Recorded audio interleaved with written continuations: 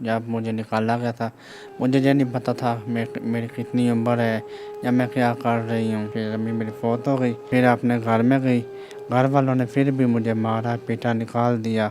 जो भी मेरी ज़िंदगी में ये बातें मेरे साथ जुल्म ही हुए हैं। 20 साल जो है वो ये घर से बाहर रही हैं और ये जो काम करती थी, फंक्शंस पे जाती थी, नाच गाना करती थी, जो भी करती थी, उसमें इन्हें सुकून नहीं था। लेकिन अब ये यहाँ पे हैं, ये अज़ान भी देती हैं, नमाज़ भी पढ़ाती हैं, नमाज़ पढ़ती भी हैं, कुरान पाक भी पढ़ती हैं और हलाल रोज़ी कमाने के लिए घर से बाहर भी जाती हैं।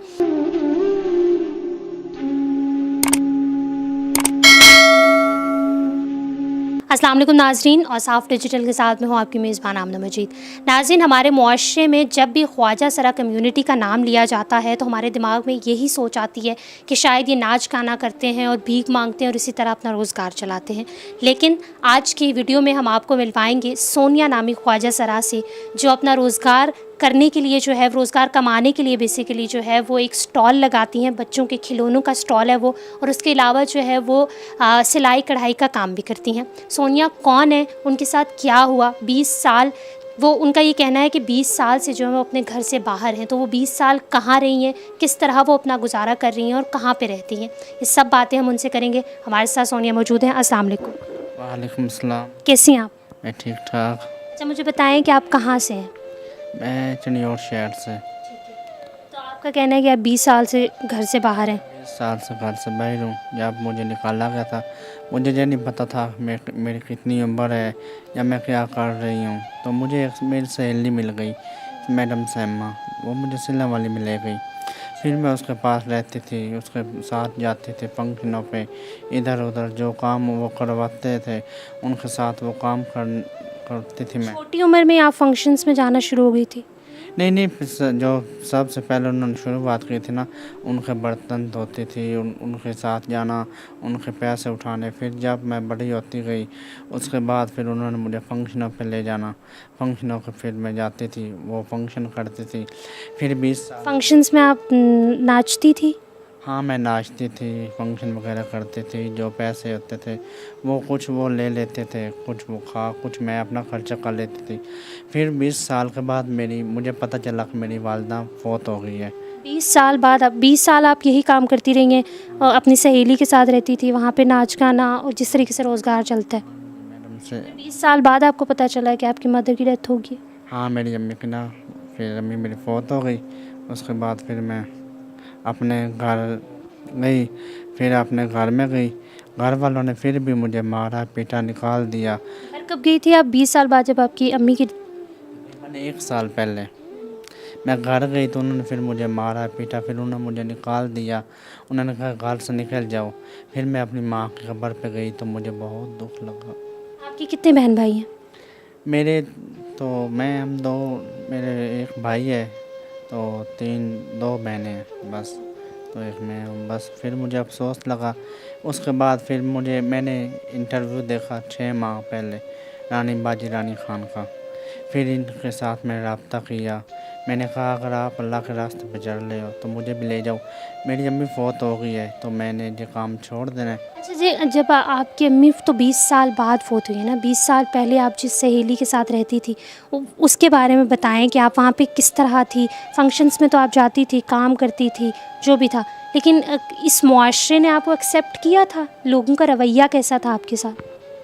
बस लोगों का रवैया था, वो कुछ ऐसे लोग भी थे जो सीने से लगाते थे, कुछ ऐसे लोग थे वो डांटते थे, डांट के चलो तुम किधर आए हो, चलो जो फंक्शन करो, ऐसे करो, जो हम कह रहे हैं वो करो।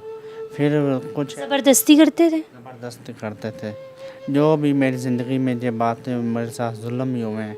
लेकिन जब मेरी अम्मी जब से फौत हो गई है, मैंने उसके 1 साल पहले मुझे पता चला तो मैंने ये आहिस्ता आहिस्ता काम छोड़ दिया। अच्छा, माँ की जिस तरह आपने बात की है कि जब तक आपकी अम्मी ज़िंदा थी तो आप बेशक घर से बाहर थी लेकिन काम कर लेती थी, ये वाले दुनिया जो भी कहती थी वो आप सुन लेती थी, कोई मसला नहीं था। लेकिन जब अम्मी की डेथ हुई है तो फिर आप कमज़ोर पड़ गई थी। हाँ, इसलिए कि मेरी अम्मी फ़ौत हो गई है। अगर मैंने सोचा मेरी अम्मी ज़िंदा थी, उस वक़्त भी लोग बातें करते थे, तो मैंने सोचा अब तो मेरी अम्मी फ़ौत हो गई है, तो मैंने कहा नहीं, मैंने ना मेरी अम्मी फ़ौत हो गई है, लोग उसके मरने के बाद उसको बातें ना करें। फिर मैंने ये काम छोड़ दिया 6 माह के बाद। 6 माह 1 साल के बाद फिर मैंने 6 माह ये काम किया है, फिर मैंने छोड़ दिया ये काम। फिर मैं बाजी रानी के पास आई थी, बाजी रानी के साथ रब्ता किया। ये फिर मुझे ना अपने इनके कुछ सहेलियाँ थी चिनियोट में, मैडम सैया और मैडम काजल, उनके पास मैं चली गई। फिर उन्होंने मुझे बाजी रानी के पास भेजा था। फिर बाजी रानी मुझे 6 माह पहले इधर लेकर आई है। फिर बाजी रानी ने हमें अपने सीने के साथ लगाया। इधर शेल्टर रूम था, नीचे दरस है, सब कुछ है। हम मुझे तो ये भी नहीं पता था कि नमाज़ कैसे पढ़नी होती है। उन्होंने जो वो लोग थे सैमा लोग, उनको तो वो यही सिखाते थे, बस फंक्शन करो, पैसा कमाओ, पैसा कमाओ। फिर हमें तो बाजी रानी ने सब कुछ समझाया। अच्छा, अब जो है वो आप इस मदरसे में यहीं पे शेल्टर होम है, यहाँ पे रहती हैं। रानी बाजी से भी आपकी हम मुलाकात करवाएंगे, उनसे भी बात करेंगे। लेकिन आप मुझे बताएं कि पहले की ज़िंदगी में और अब की ज़िंदगी में क्या फ़र्क लगता है आपको? इस ज़िंदगी में तो बहुत सुकून है, बहुत सुकून है। पहले उधर सोती थी तो बेसुकूनी होती थी। सुबह उठ कर ये काम करना है, फंक्शन पे जाना है, सुबह पार्लर पे जाना है इनके साथ बाज़ार जाना है, इनके बर्तन धोने हैं, ये करना है, ये करना है। लेकिन अब इधर जो है ना, बस इधर ये नमाज़ पढ़ी, अपना खाना शाना खाया, खाना खा के फिर इशा की नमाज़ अदा करके हम सो जाती हैं। हम जब सोती हैं बाजी रानी जी कहती है सुबह की जो नमाज़ है उस नमाज का नियत करके सोया करो। हम फिर नियत करके सोती हैं। अच्छा, अब जो है वो आप स्टॉल भी लगाती हैं, कहाँ पे स्टॉल लगाती हैं? हम G11 में इसका बच्चों के खिलौने? बच्चों के खिलौने हम बेचती हैं। हमें बाजी रानी ने कहा है कि अपने हक़ हलाल की मेहनत करो, अपने हक़ हलाल की रोज़ी करो, सब कुछ ये कलाम ये बात जो है सब कुछ जो बाजी रानी ने हमें कहा है। लेकिन हम अल्लाह का बहुत शुक्र करते हैं, बाजी रानी को भी दुआएं देते हैं कि बाजी रानी ने हमें एक अच्छे रास्ते पे चलने की हिम्मत दी। पहले हमें हिम्मत नहीं थी, हम बस अच्छे रास्ते पे चल। अच्छा, आप जाती हैं बाहर स्टॉल लगाती हैं तो लोग आते हैं आपके पास, लेते हैं? हाँ, आते हैं, लेते हैं, बहुत खुश होते हैं। वो कहते हैं आप तो पहले मांगती थी, आप इधर ये काम करते थे, ये काम करते थे। फिर हमने कहा नहीं, हमने मांगना छोड़ दिया। बाजी रानी ने कहा आप स्टॉल लगाओ, अपनी हक़ हलाल की मेहनत करो। लोग आते हैं, खुश होते हैं। लेते हैं आपसे बच्चे खिलौने लेते हैं? बच्चों के खिलौने बच्चे लेते हैं, साहब आते हैं, वो खिलौने ले जाते हैं, वो बहुत खुश होते हैं। हम उनका अपना जो सिलसिला है वो बताते हैं। हम नमाज़ पढ़ती हैं, हम दरस हमारा मुदारिस है, वो फिर खुश होते हैं। अच्छा, आप खिलौने भी ये बेचती हैं और बच्चे ज़ाहिर है खुश होकर लेते होंगे, ये बहुत अच्छी बात है। इसके अलावा अज़ान भी आप देती हैं? एक मैं अज़ान भी देती हूँ, मैं मुअज़्ज़िन हूँ इधर की। मुअज़्ज़िन भी हैं बिल्कुल। और हमें सिखाया है अज़ान भी। पहले नमाज़ सिखाई, कलमा सिखाया सिपारे पे। अब मैं बस कुरान पढ़ रही हूँ। अल्लाह के साथ बहुत दुआ है कि मैं कुरान लाज़िमन पढ़ूँगी, बाजी रानी के साथ ज़िंदगी गुजारूँगी। अब नाज़रीन, जिस तरह आपने सोनिया की बात सुनी कि 20 साल जो है वो ये घर से बाहर रही हैं और ये जो काम करती थी, फंक्शंस पे जाती थी, नाच गाना करती थी, जो भी करती थी, उसमें इन्हें सुकून नहीं था। लेकिन अब ये यहाँ पे हैं, ये अज़ान भी देती हैं, नमाज़ भी पढ़ाती हैं, नमाज़ पढ़ती भी हैं, कुरान पाक भी पढ़ती हैं और हलाल रोज़ी कमाने के लिए घर से बाहर भी जाती हैं। तो इन लोगों को एक्सेप्ट करना सीखिए अपने मुआशरे में। ये हम जैसे ही लोग हैं, बस इस मुआशरे के लोगों ने इन्हें एक अलग पहचान दे दी होती है। ये हम जैसा ही खाते हैं, हम जैसा ही सोते हैं, हम जैसा ही बैठते हैं और हम जैसे ही दिखते हैं। तो खुदारा इनकी रिस्पेक्ट करिए। ये जब इतनी मेहनत से रोज़ी कमाते हैं तो आप भी थोड़ा बहुत इनके साथ जो है वो क्या कहते हैं कोऑपरेट करिए। इनको फ़ील ना हो कि ये कोई और चीज़ है या ये हम जैसे नहीं हैं। नाज़रीन, हमने सोनिया से बात की थी, उनकी जितनी भी बातें थी उनमें रानी का बहुत ज़िक्र था। तो ये कौन है, इनसे बात करते हैं। अस्सलाम वालेकुम। वालेकुम अस्सलाम। कैसी हैं आप? बरकातहू, अल्हम्दुलिल्लाह ठीक ठाक हूँ। अच्छा, मैंने सोनिया से बात की है तो उन्होंने आपका बहुत ज़िक्र किया है कि उनका बहुत शुक्रिया, वो आपका बहुत शुक्रगुज़ार थी कि आपने उनको रहने की जगह दी और वो बड़े आराम से यहाँ पे रहती हैं, हलाल रोज़ी कमा रही हैं। तो अपने बारे में बताइएगा, आप क्या करती हैं, कौन है? मैं रानी ख़ान हूँ, दुनिया का पहला मदरसा बनाने वाली इस तबके के लिए। फिर उसके बाद हमने शेल्टर होम बनाए इन लोगों के लिए।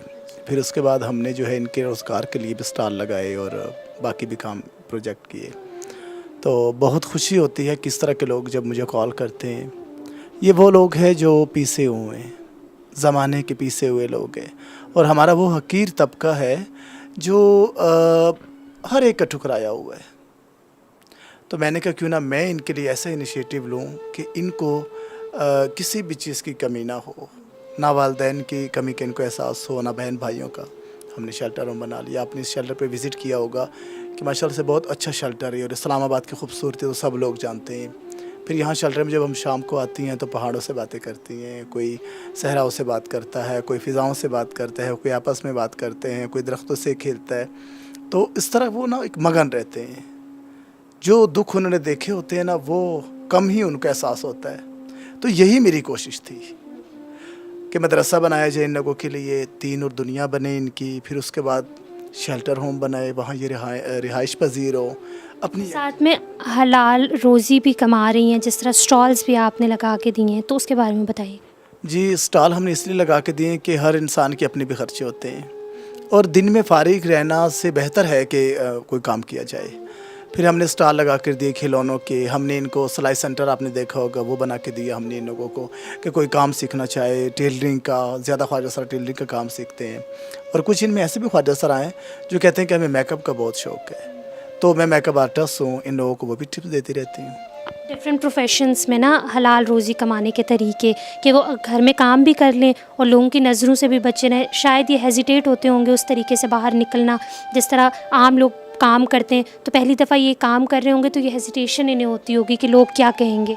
जी जी, बिल्कुल ऐसे। कुकिंग भी मैं बहुत अच्छी कर लेती हूँ, कुकिंग भी इनको सिखाती हूँ, और हमारे काफ़ी ट्रांसजेंडर ऐसे हैं जो माशाल्लाह से कुकिंग एक्सपर्ट बन चुके, वो कोठियों में काम करते हैं। Thank you so very much. अच्छा, जाते हुए जो है वो हमारी ऑडियंस से कुछ कहना चाहें कि लोग आपकी किस तरह हेल्प कर सकते हैं। ज़ाहिर है ये शेल्टर होम भी है, यहाँ पे लोग रहते हैं, खाते हैं, पीते हैं, तो कोई हेल्प अगर आपकी हुकूमती सतह पर हो या लोग करना चाहें।